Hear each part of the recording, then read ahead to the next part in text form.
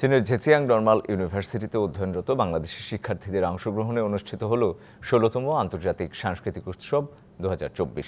বিশ্ববিদ্যালয়ের কালচারাল স্কয়ারে অনুষ্ঠিত উৎসবে ২৬টি দেশের শিক্ষার্থীরা অংশ নেন। ১৬তম আন্তর্জাতিক সাংস্কৃতিক উৎসব ২০২৪ উৎসবের আয়োজনটি ছিল চীনের ঝেচিয়াং নরমাল ইউনিভার্সিটির কালচারাল স্কয়ারে। উৎসবে প্রদর্শন করা হয় বিভিন্ন দেশের হরেক রকম খাবার। ২৬টি স্টলে মুখরোচক বাহারি খাবারের পসরা নিয়ে হাজির হন ২৬ দেশের শিক্ষার্থীরা। নিজ নিজ দেশের সাংস্কৃতিক পরিবেশনা মুগ্ধতা ছড়ায়। বাংলাদেশের স্টলটি সাজানো হয় লাল সবুজ পতাকা, দোয়েল পাখি, রয়্যাল বেঙ্গল টাইগার, দেশীয় দর্শনীয় স্থানের ছবির মাধ্যমে। খাবারের তালিকায় স্থান পায় রসগোল্লা, পাটিসাপটা, পিঠাপুলি, গাজরের হালুয়া, বুন্দিয়া, সেমাই, সিঙ্গারা, ডিম পিঠা, চিকেন কারি, পোলাও এবং বিভিন্ন স্বাদের চটপটি।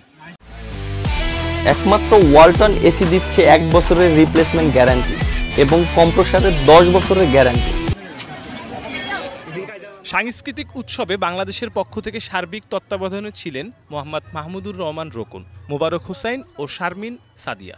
যেই কালচার আছে আমাদের দেশের সংস্কৃতি, এগুলোকে তুলে ধরার জন্য সবাই একসাথে হয়ে আমরা নিজেদের মধ্যে আরো পরিচয় বাড়িয়েছি। আমরা বাংলাদেশ কমিউনিটির চেষ্টা করেছি আমাদের দেশের বিভিন্ন ধরনের খাবার প্লাস আমাদের দেশের বিভিন্ন ধরনের সংস্কৃতি তাদের মাঝে পরিচয় করে দেওয়ার জন্য। শিক্ষার্থীদের হাতে ও গালে লাল সবুজের জাতীয় পতাকা অঙ্কন উৎসবে বিশেষ আকর্ষণ তৈরি করে। বাংলাদেশি শিক্ষার্থীরা সুদূর প্রবাসে নিজের দেশকে তুলে ধরতে পেরে আনন্দ প্রকাশ করেন। DBC news desk.